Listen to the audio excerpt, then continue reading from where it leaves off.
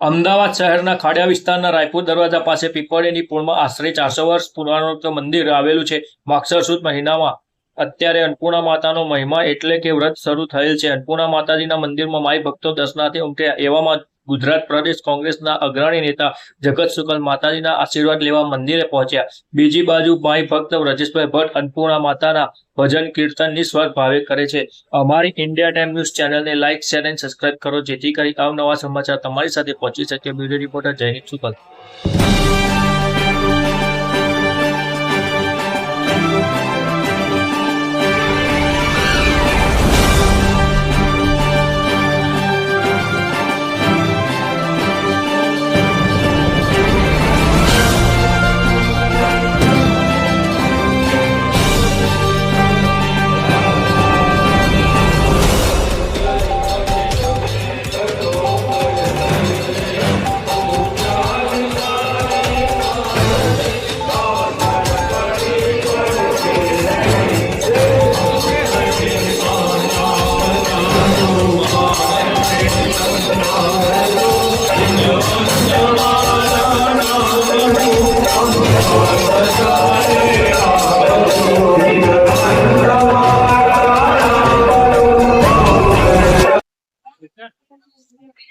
નમસ્કાર દર્શક મિત્રો, હું છું જયદીપ શુક્લા. આપ નિહાળી રહ્યા છો પ્રાઇમ પેટ્રોલિંગ ન્યૂઝ અને India time news channel. YouTube પર લાઈક કરો, શેર કરો અને સબસ્ક્રાઇબ કરો, જેથી કરી અવનવી માહિતી આપણી પાસે પહોંચી શકે. આજે અમદાવાદ શહેરના ખાડિયા વિસ્તારમાં રાયપુર દરવાજાની અંદર પીપળીની પૂર આવેલી છે. પીપળીની પૂરની અંદર અન્નપૂર્ણા માતાના વ્રતનો મહિમા ચાલે છે અને અન્નપૂર્ણા માતાનું મંદિરની મૂર્તિ પણ સ્થાપિત કરેલી છે. ત્યારે અમારા એવા માઈ ભક્ત જોડાઈ ગયા છે આપણી સાથે.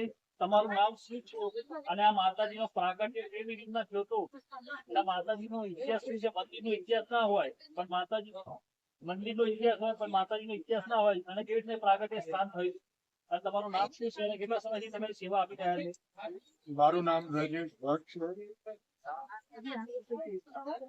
અને આ માતાજીના મંદિર વિશે કહીએ તો અત્યારે જે જગ્યા હું બેઠો છું એ માતાજીનું પ્રાગટ્ય સ્થાન. આજથી લગભગ 100 વર્ષ પહેલા અહીં કુવો હતો. કુવાની અંદર પાણીના થર નીચે ગયા હતા, એટલે પાણી શોધવા માટે ઊંડો જયારે કુવો ખોદવા ગયા ત્યારે આ મૂર્તિ અંદર કુવામાંથી પ્રાપ્ત થયેલી. એ વખતે કોરના રહીશોએ આ જ જગ્યા ઉપર એમની પ્રાણ પ્રતિષ્ઠા કરાઈ હતી અને એ પ્રતિષ્ઠા થઈ ત્યારે એમ કહેવાય છે કે આ કોરની અંદર કંકુના પગલા દરેકના પડ્યા. ત્યારથી આ મૂર્તિની અહીં ગાડી પૂજા થતી આવી અને આ 21 દિવસનું વ્રત છેલ્લા 40 વર્ષથી અહીં ઉજવાતું આવ્યું. બરાબર. અને હું પણ અહીં ગાડી છેલ્લા 40 થી 43 વર્ષથી માતાજીની ભક્તિ કરું છું, નિસ્વાર્થ આપું.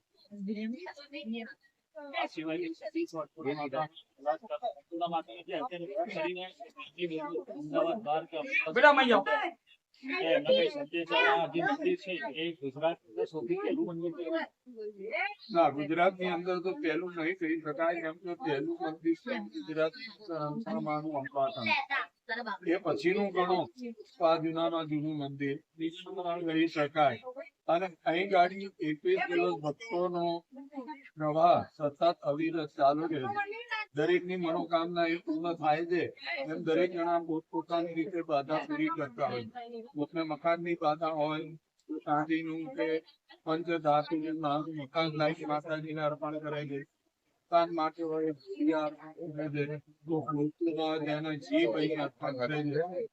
કોઈને થોડ થાપણ હોય તો હાથ પર અર્પણ કરે છે. એ જ રીતે દરેક જણની જેની મનોકામના થાય એ રીતે અહીં આવી અને દરેક પોતાની રીતે નમસ્કાર દર્શક મિત્રો, હું છું જયદીપ શુક્લા. આપ નિહાળી રહ્યા છો પ્રાઇમ પેટ્રોલિંગ ન્યૂઝ અને ઇન્ડિયા ટાઈમ ન્યૂઝ ચેનલ. અત્યારે અન્નપૂર્ણા માતાના મંદિરની અંદર એક દર્શન કરવા માટે કોંગ્રેસના અગ્રણી નેતા તે ગુજરાત લેવલના જગતભાઈ શુક્લા આપણી સાથે જોડાઈ ગયા છે. શું કહેશું જગતભાઈ શુક્લા? આજે અન્નપૂર્ણા માતાનો મહિમાનો વ્રત ચાલે છે, ત્યારે માઈ ભક્તોનો મહેરામણ ઉમટી રહ્યો છે, ત્યારે સૌથી પહેલા તો હું અહીંયા કોંગ્રેસના નેતા તરીકે નથી આવ્યો. આ વિસ્તારમાં જન્મેલું અને માતાજીનો મહત્વ જન્મ ત્યાંથી જોતો માગસર સપના દિવસથી પૌરાણિક પરંપરાઓ પ્રમાણે જગતગુરુ શંકરાચાર્યને જે સનાતન ધર્મીઓને જે શીખ આપી હતી એ મુજબ અહીંયા પરંપરાગત રીતે જગતના સંગીતોમાં અન્નપૂર્ણા માતાજીનું એપ્રિસિએશન મહોત્સવ ચાલી રહ્યો છે.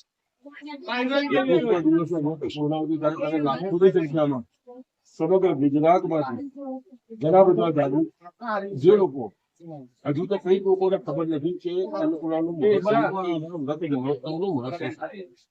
ઘણા બધા લોકોને અન્નપૂર્ણા માતાજીના પ્રાગટ્ય થતા અન્નપૂર્ણા માતાજી વિશે ખબર જ આ મંદિરના કારણે તરીકે હું કહીશ તો કદાચ વધુ પડતું નહીં કહેવાય.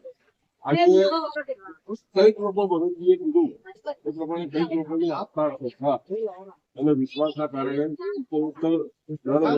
વધારે ને વધારે સંખ્યામાં લોકો વ્રત કરતા પણ થાય છે અને દર્શન માટે પણ આવે. અને અમારા વિસ્તારના કાજિયા વિસ્તારના બધા લોકોની માતાજીની એક જ પ્રાર્થના હોય છે કે માં અન્નપૂર્ણા બધાના ભંડાર ભલા રાખે અને કોઈને ભૂખે સુવાડે નહીં. એ પ્રાર્થના સાથે 21 દિવસ લોકો શ્રદ્ધાપૂર્વક ત્યાં વ્રત મહોત્સવ ઉજવે છે.